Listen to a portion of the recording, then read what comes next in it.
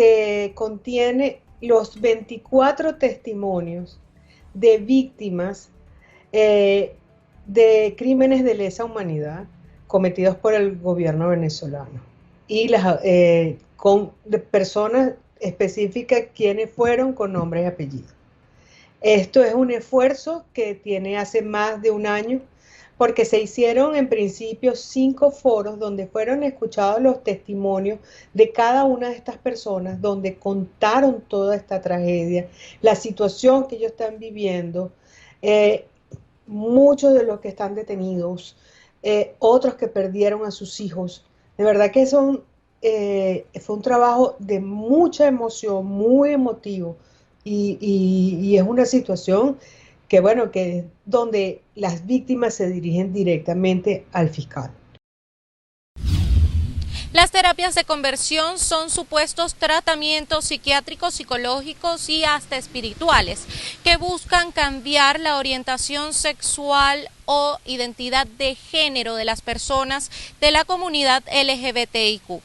Estas terapias prometen curar a quienes se sometan a ellas. Sin embargo, la realidad es que son catalogadas como tortura. Son un fraude. ¿Por qué son un fraude? Porque no son un procedimiento avalado científicamente que pueda demostrar de alguna forma que hay una cura para estas distintas orientaciones o identidades, ¿no? Todo lo contrario, hay pruebas científicas que establecen que no hay nada que curar y que cualquier procedimiento que se utilice en estas llamadas terapias de conversión es más bien un daño, por tanto son antiéticos, pero es un daño a la persona.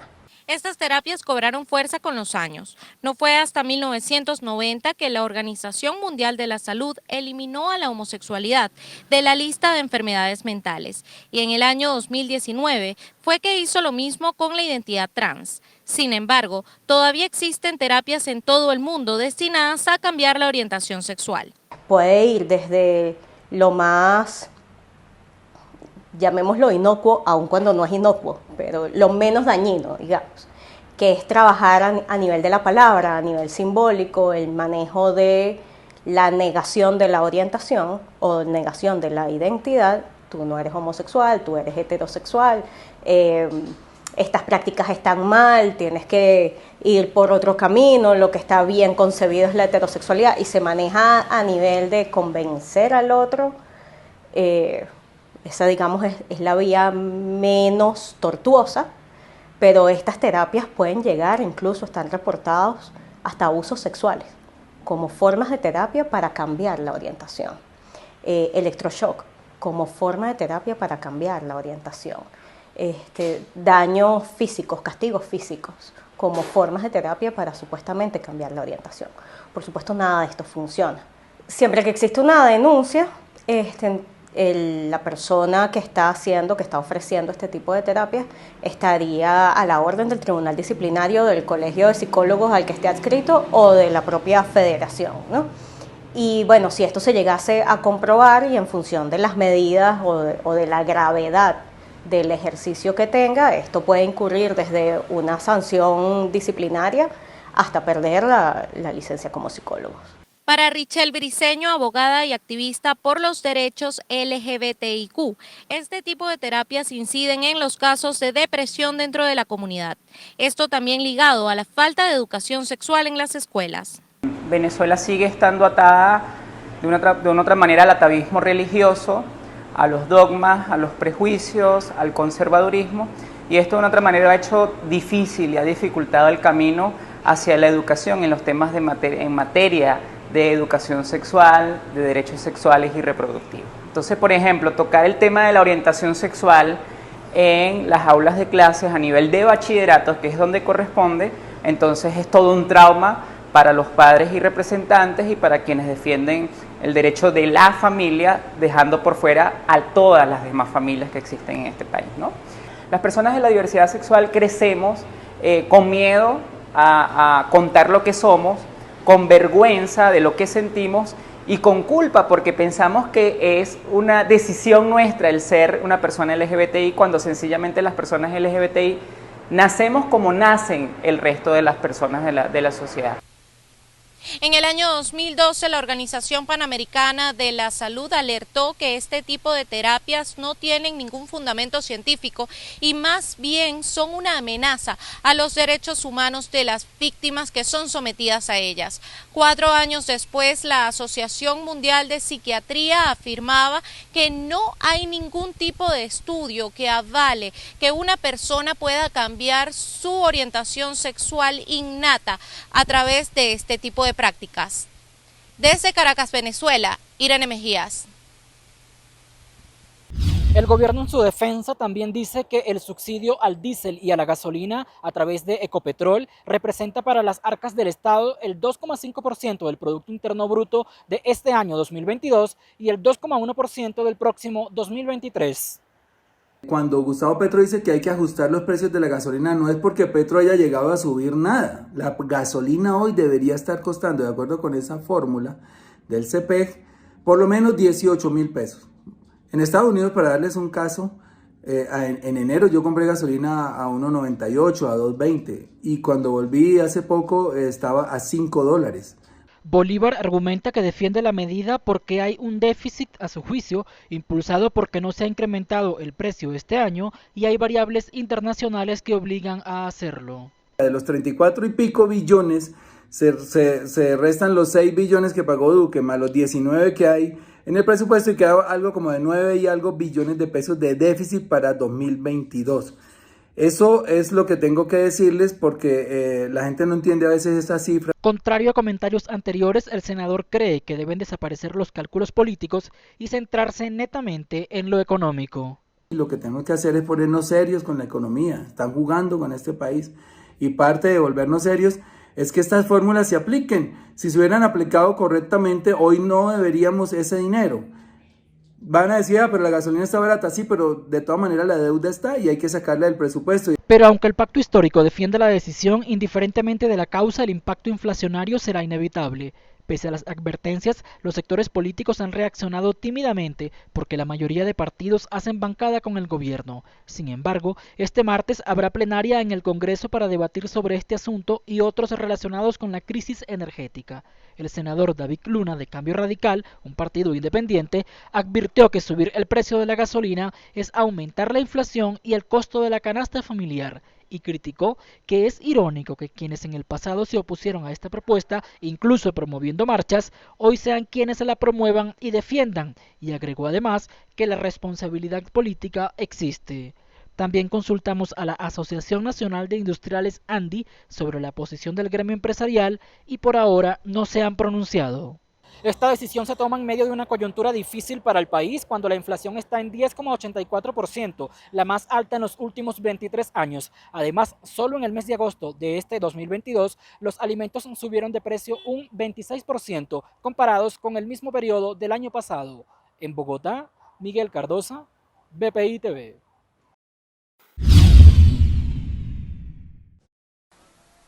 En el marco del aniversario número 81 de la organización política Acción Democrática, fue anunciado la tarde de este martes a Carlos Prosperi, secretario nacional de organización de dicho partido, como el precandidato a las elecciones primarias de la oposición venezolana planteadas para el 2023. En un acto que contó con la participación de las 23 seccionales del partido, fue abanderado el candidato, que participará con la tarjeta negra de la organización.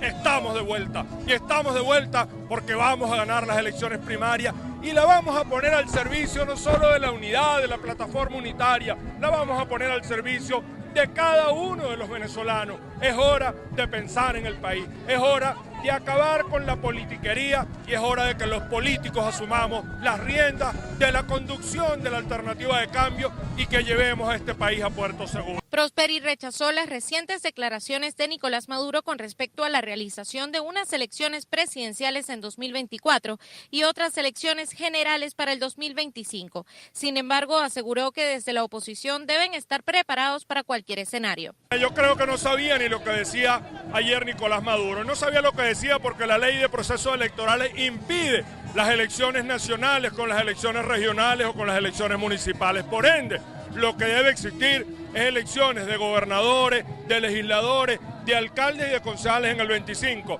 Pero ya verán, como a lo mejor las elecciones las van a hacer en el 2024, ellos van a convocar un adelanto de las elecciones de la Asamblea Nacional. Nosotros tenemos que estar preparados. Lo que hoy hemos visto en este estadio de béisbol, abarrotado en el campo, la gente en la calle, es un sentimiento nacional. Nos reorganizamos, nos reagrupamos y estamos de vuelta porque Acción Democrática está preparado para salir a las calles.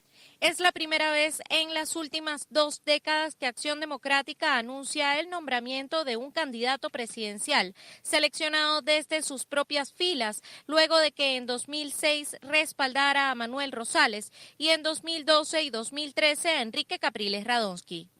Por último, Prosperi indicó que la organización política plantea el mes de abril de 2023 como posible fecha para la realización de estas primarias opositoras. Desde Caracas, Venezuela, Irene Mejías.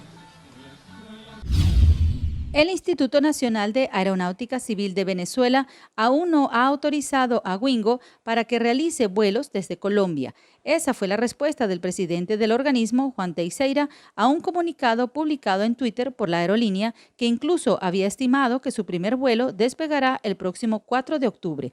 Asimismo, el funcionario solicitó a las aerolíneas nacionales e internacionales no hacer anuncios sin tener las autorizaciones respectivas y sin haber cumplido los requisitos de ley para cubrir rutas entre Colombia y Venezuela. Cabe destacar que hasta ahora no se ha confirmado la autorización a ninguna aerolínea por parte de Venezuela. Además, Teixeira señaló a los usuarios de la red social que no se trata de trabas por parte del Instituto Nacional de Aeronáutica Civil de Venezuela, sino por la normativa internacional.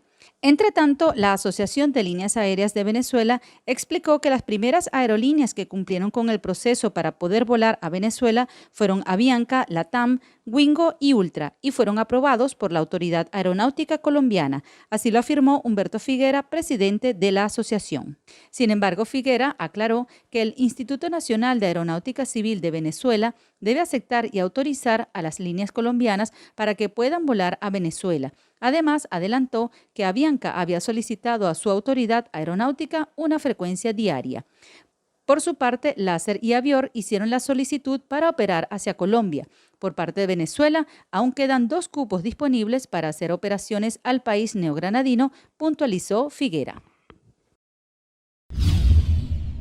Según las autoridades, los detenidos son responsables de al menos 9 asesinatos, 4 en la modalidad de sicariato y otras 5 de sus víctimas fueron desmembradas y dejadas en distintos puntos de la ciudad. Hemos logrado capturar a la banda Los Maracuchos, 10 criminales responsables de 9 asesinatos en el centro de Bogotá, principalmente en Los Mártires y Teusaquillo.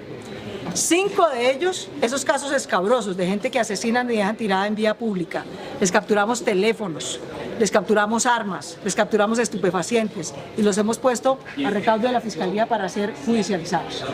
El general Carlos Triana, comandante de la Policía Metropolitana de Bogotá, señaló que la investigación se intensificó recientemente, pero desde hace 7 meses ya venían indagando a este grupo, el cual tenía 3 años operando y lograron la identificación de 13 miembros, 8 venezolanos y 5 colombianos. Como parte del proceso, son 3 los bienes que pasarían a extinción de dominio por ser centro de operaciones de los delincuentes. A través de toda la capacidad de la Policía Nacional, pero gracias al apoyo de los ciudadanos, logramos identificar e individualizar, recoger el elemento material probatorio suficiente para llevar a estos delincuentes ante la justicia por los delitos de concierto para delinquir, tortura, homicidios agravados, tráfico de estupefacientes, y es un ejercicio que hacemos precisamente con la capacidad de la Policía Nacional, y reitero, la información ciudadana como complemento precisamente para alimentar los procesos de investigación. Una de las víctimas de este grupo criminal, de acuerdo a la versión oficial, fue Jofran Wiljordi Roa Dávila, de 21 años de edad, quien fue asesinado y dejado en bolsas en la carrera 30 con calle 26 de Bogotá. Ha trascendido que él era natural de Socopó, estado Barinas, y había perdido contacto con su familia el 7 de abril de este año, justo una semana antes de ser asesinado. Según la versión oficial, los detenidos también descuartizaron a José Valentín Montero Tambo, Alinson Gregorio Gutiérrez Santos, Brignia Alejandra Carrillo Camacho y Robert José Di Pérez Gil, todos ellos venezolanos. Estos 9 homicidios, uno cometido en enero, otro en marzo, 5 o 6 entre abril y agosto. La mayoría de las víctimas eran extranjeros venezolanos. Esto aquí no nos confundamos, no importa de dónde sea la banda, mata por igual. De manera que esta era una de las 3 bandas, el Tren de Aragua, los Maracuchos, otra que tenemos en investigación, que están en vendetas criminales y que vamos a seguir sometiendo a la justicia. El capturado cabecilla de la banda es alias Leo, un ciudadano colombiano con antecedentes por tráfico de estupefacientes, hurto agravado y violación de datos personales. Junto a él también aprehendieron a alias La Mona, que se encargaba de dosificar la droga, alias Lobo, coordinador de sicarios, alias Chito, sicario, y alias Marle, Blancanieves y alias Toto. Para proceder a estas detenciones, a través de la operación HOP, se libraron órdenes de captura, pero también en flagrancia se logró la detención de Wilmer Sánchez Leal, Harrison Lopera Pineda y José Sorrec Reyes. Según las autoridades, 5 sujetos integrantes de este grupo ya huyeron, por lo que se notificó a Interpol para que emita una circular azul. Entre tanto, la alcaldesa Claudia López envió una carta formal al canciller Álvaro Leiva Durán para que notifique a Venezuela sobre la necesidad de incrementar las restricciones en prisión de alias Niño Guerrero y alias Giovanni, que según la alcaldesa de Bogotá estarían detrás de estos grupos criminales. En Bogotá, Miguel Cardosa, BPI TV.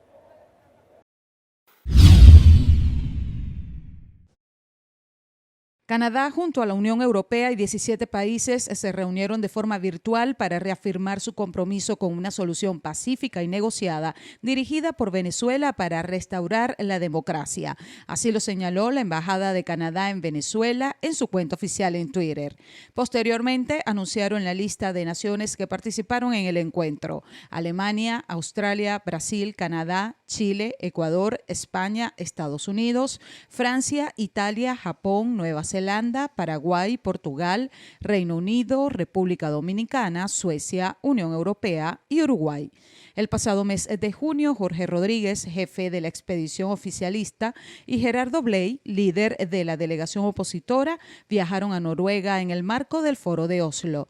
Posteriormente, fue el político de la plataforma unitaria quien afirmó las altísimas probabilidades de una pronta reanudación de dichas conversaciones bajo la veeduría de Noruega. El diálogo en México se vio interrumpido cuando a finales de octubre del año pasado, Alex Saab fue extraditado a Estados Unidos por presunta conspiración para el lavado de activos. Desde el oficialismo se condicionó el reinicio de las conversaciones a la liberación del colombiano. Semanas atrás, Jorge Rodríguez también vinculó la posibilidad de negociación política a la liberación del avión de Amtrasur retenido en Argentina. El sector universitario entregará un documento ante el Tribunal Supremo de Justicia para rechazar las multas impuestas a los demandantes contra el instructivo NAPRE. Donde venimos perdiendo hasta el 70% del salario real como consecuencia de una política de despojo del salario mediante un instrumento que ahora el Tribunal Supremo de Justicia dice no existe.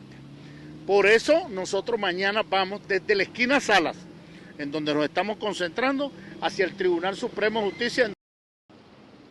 Trabajadores activos y jubilados de la Universidad Central de Venezuela convocaron a una movilización el próximo jueves para rechazar la disminución de un 70% de sus salarios a través del instructivo NAPRE. Con el tema de que nos parece un exabrupto jurídico el que ahora el que esté demandando para restitución de derechos de más de 2,5 millones de trabajadores, ahora lo estén multando como una manera de sencillamente agavillarse, enfrentarlo en función de que no se atreva a demandar de nuevo. Y eso es una situación que en Venezuela por primera vez se ve y no la vamos a aceptar, es decir, nosotros vamos a esa posición en la calle. Los dirigentes sindicales aseguraron que cerca de 2 millones de trabajadores públicos están siendo afectados por la aplicación del instructivo NAPRE, por lo que continuarán en las calles de Venezuela hasta lograr que el Tribunal Supremo de Justicia respete sus derechos laborales y derogue la medida. Desde Caracas, Venezuela, María Alejandra Silva. Desde primeras horas de este miércoles, una multitud comenzó a hacer filas en Westminster Hall, sede del Parlamento británico, donde reposará en capilla ardiente el ataúd de la reina Isabel II durante 4 días. Se espera que la fila alcance unos 8 kilómetros, pasando incluso la Torre de Londres, calculando unas 750.000 personas de todo el país, además de turistas, que den el último adiós a la que fue la monarca del Reino Unido durante los últimos 70 años.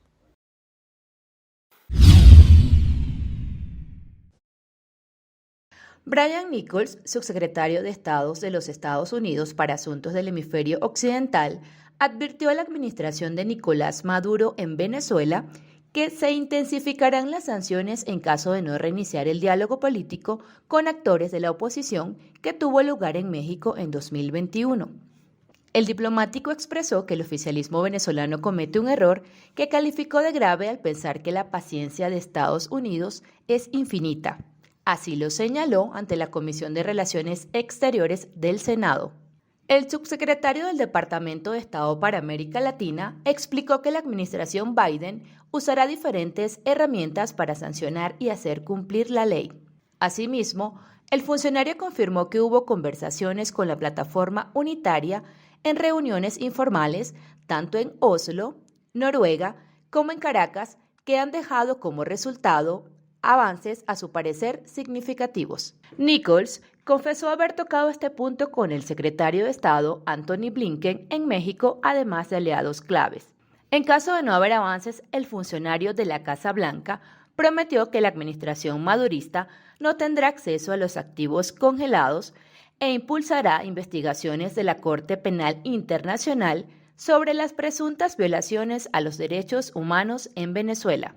El diálogo político entre actores de la plataforma unitaria y la administración de Nicolás Maduro se detuvo en octubre del 2021, cuando Alep Saab fue extraditado a Estados Unidos, donde se le acusa de presunta conspiración para el lavado de activos. Cabe destacar que recientemente delegaciones de la Unión Europea y otros 18 países solicitaron al oficialismo y a la oposición restablecer el diálogo político abandonado en México a finales de octubre del 2021.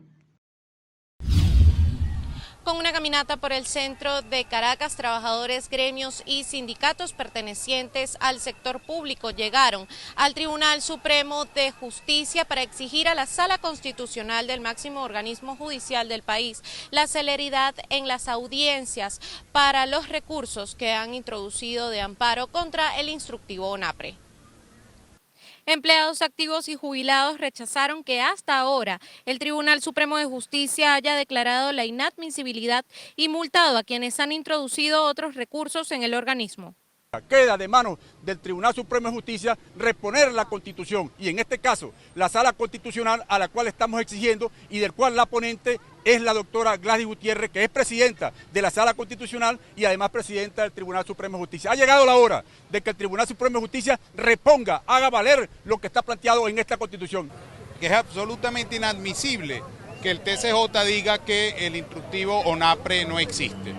Es una orden ministerial que la han reconocido en todos los ministerios a los que hemos ido. En el caso del sector universitario la ha reconocido desde el asistente del despacho de la ministra Tibisay Lucena hasta todos sus directores de línea. Es más, en la vicepresidencia de la República hasta la directora de la ONAPRE reconoció la existencia del instructivo.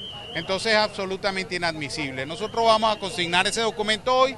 También estamos exigiendo que hay otro recurso de nulidad, hay uno ante la Sala Constitucional que debe tener una respuesta y que aspiramos que no sea, por supuesto, esta que ha venido dándose, que es absolutamente violatoria de todo el orden constitucional, porque una sala de esa naturaleza más bien debe velar por el respeto a la Constitución. Durante la manifestación, trabajadores afirmaron que pese al miedo a ser judicializados, continuarán en las calles hasta no obtener una respuesta oficial por parte de la administración de Nicolás Maduro. Hoy nuestro sueldo no es el que debería ser y eso es una realidad, es una verdad, es un hecho, no es un invento. Hoy tenemos miedo, sí tenemos miedo porque en la sentencia no solamente nos ponen una multa, sino que podemos ir presos.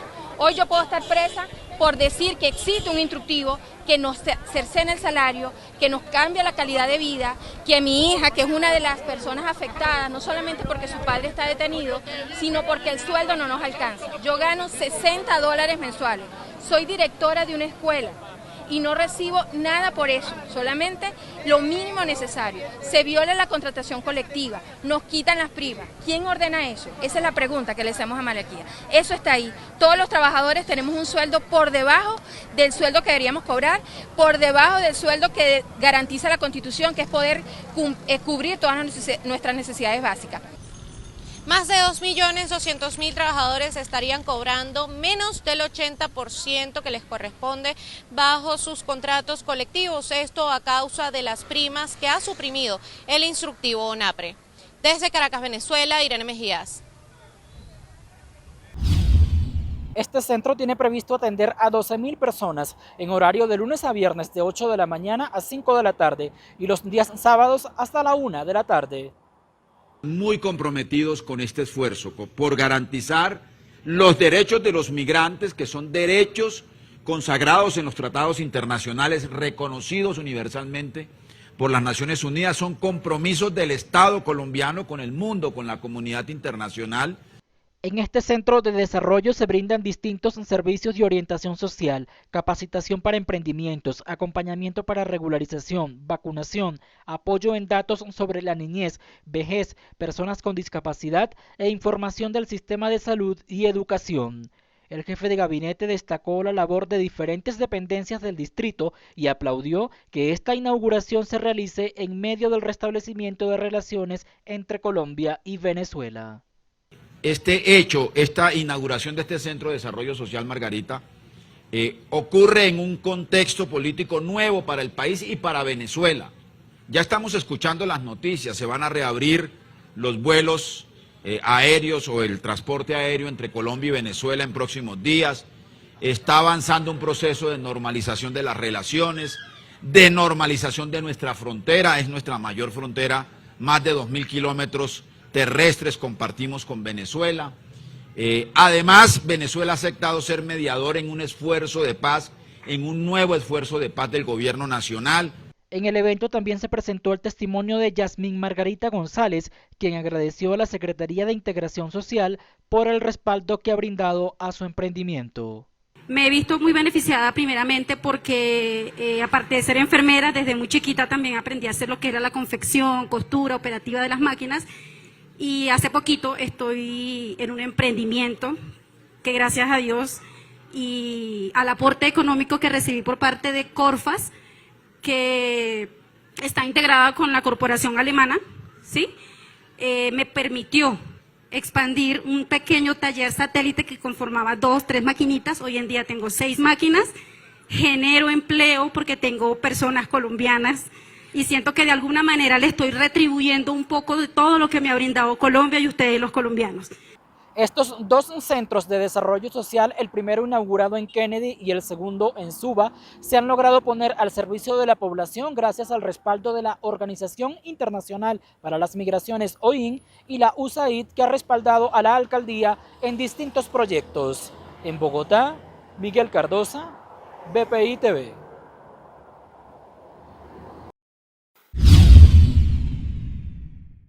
Juan Guaidó pidió un acuerdo al oficialismo de cara a las elecciones presidenciales, ratificando que deben ser libres. Así que aquí el llamado es al régimen y a los que lo acompañan hoy. Un acuerdo. Ustedes quieren el levantamiento progresivo de sanciones, un acuerdo. Porque nosotros vamos a utilizar esa elección presidencial para movilizar a todo un país, para unificar al pueblo venezolano nuevamente, que lo he mostrado una y otra vez, y para derrotar a esa dictadura. Ténganlo muy claro. Hoy ese acuerdo lo necesitan más ustedes. Y atención con esto. Porque los que queremos cambio en Venezuela somos mayoría. Y hemos redefinido una ecuación, sí.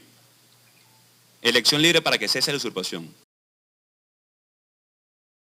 Entonces no solamente que hemos enfrentado una desigualdad brutal para enfrentar a la dictadura, hemos rendido cuentas y seguimos rindiendo cuentas de cómo y con qué la hemos enfrentado, salvando vidas, ayudando gente, buscando posibilidades, defendiendo la democracia, el Parlamento Nacional, los activos y pasivos de la República, porque somos responsables con el país y con el futuro de nuestro país. Y por eso la legítima Asamblea Nacional de Venezuela se ha mantenido firme a pesar de esa falta de presupuesto y de la persecución. 91% de los adultos mayores consideran insuficiente lo que devengan por parte de sus pensiones del Instituto Venezolano de los Seguros Sociales y un 55% de esta población ha tenido que reducir sus porciones durante las comidas. Son parte de los datos reflejados por la tercera encuesta nacional de la Asociación Civil Convite con respecto al estado de calidad de vida y salud de esta población en el país. Con respecto a los servicios públicos, el 90% de los encuestados manifestó sufrir interrupciones en el servicio eléctrico de entre 1 y 6 horas, mientras que el 24% de las personas mayores respondieron no contar con servicio de Internet. Si bien las personas mayores tienen acceso a los servicios públicos, empezando por allí, todos reciben electricidad, agua, etcétera, la mayoría de ellos está sufriendo un desgaste porque estos servicios no están llegando ni con la calidad ni con la frecuencia requerida. Sufren interrupciones constantes, sobre todo en el tema del agua, es el peor servicio calificado esta vez, los demás fueron calificados de forma regular, pero el agua fue el que se llevó el peor resultado, porque si bien tienen acceso a agua por tubería, generalmente lo tienen de una vez a la semana, quizás hasta una vez al mes. Eso en cuanto a los servicios. Convite afirmó que la mayoría de los adultos mayores perciben ingresos de entre los 10 y 30 dólares mensuales, por lo cual 5 de cada 10 encuestados manifestó consumir proteína animal solo 2 o 3 veces a la semana. La persona mayor en Venezuela pareciera no estar en ninguna agenda, ni agenda política, ni agenda programática. No tenemos planes, no tenemos proyectos que hagan énfasis en esta población. Y es importante que la haya porque la población venezolana está envejeciendo y este proceso se ha ido acelerando gracias al éxodo migratorio. En materia de salud, el 93% de los adultos mayores en Venezuela no cuentan con una póliza de seguro privada, mientras que el 46% manifiesta que compra sus medicamentos con dificultad. Si bien es cierto que ha disminuido la escasez, el poder adquisitivo no permite cubrir todo su tratamiento. O sea, tienen acceso porque pueden ir a hospitales, si tienen entre 30 y 40 dólares pagan una consulta, pero no lo hacen de forma frecuente. La mayoría de las personas padecen enfermedades crónicas. Los principales datos aquí arrojaron que la hipertensión y la diabetes son las principales enfermedades crónicas que ellos están padeciendo. Y el tema de las varices, sobre todo en las mujeres, en el género femenino.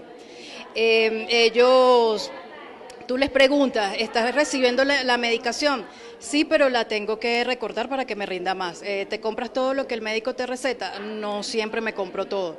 Puede que me compre todo el tratamiento para la hipertensión, pero también padezco diabetes y de repente no me compro la metformina, si es lo que uso. Se recortan el tratamiento para que les dure un poco más. Desde la Asociación Civil Convite instan al Estado venezolano a ejecutar planes que puedan ayudar a los adultos mayores a que tengan una vida más llevadera. Desde Caracas, Venezuela, Irene Mejías. Plataformas juveniles exigieron este viernes a las afueras de las oficinas del Programa para el Desarrollo de las Naciones Unidas en Caracas que continúe la misión de determinación de hechos en Venezuela. Los estudiantes, los miembros de la comunidad universitaria, somos los que podemos dar fe de los constantes crímenes de lesa humanidad que ha cometido el Estado, no solo contra las universidades, contra sus profesores y estudiantes, sino contra la población venezolana. En las protestas entre 2014, 2017 y 2019 fueron más de 339 estudiantes que fueron detenidos arbitrariamente, donde 21 de ellos fueron asesinados, fueron víctimas de ejecuciones extrajudiciales. En Venezuela estos casos siguen impunes, en Venezuela las familias de estas personas que fueron víctimas no encuentran justicia. ya se han publicado 2 informes. El primero de ellos, más de 400 páginas donde se narraban cómo centenas de venezolanos han sufrido torturas y las peores condiciones durante sus detenciones, durante procesos injustos frente a una justicia completamente parcializada políticamente. Y un segundo informe que demostraba cómo el sistema judicial en Venezuela se ha comprometido políticamente con el partido de gobierno en la actualidad en el país. Esto han sido patrones que para muchísimos organismos internacionales, expertos en materia de derechos humanos, representan crímenes de lesa humanidad. Y nosotros acá desde Venezuela le exigimos a los estados del Consejo de Derechos Humanos que se debe renovar esta misión. Y las personas nos preguntan por qué, los estados miembros nos preguntan por qué. Y es que hoy el Estado venezolano sigue sin cumplir con todas las dinámicas de cooperación internacional para que haya justicia. El movimiento estudiantil indicó que fue entregada una carta al presidente colombiano Gustavo Petro para solicitar al gobierno colombiano no abandonar la defensa de los derechos humanos en el país.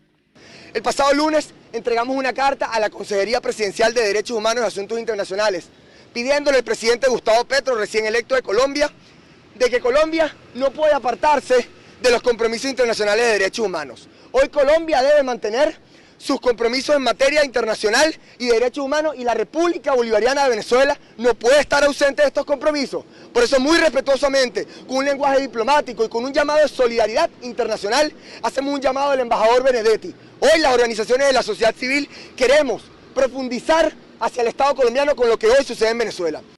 La vigencia de esta misión en el país vence a finales de septiembre. Por eso, desde hace un mes, 125 organizaciones nacionales e internacionales que trabajan en Venezuela pidieron al Consejo de Derechos Humanos de las Naciones Unidas renovar el mandato de su misión internacional independiente.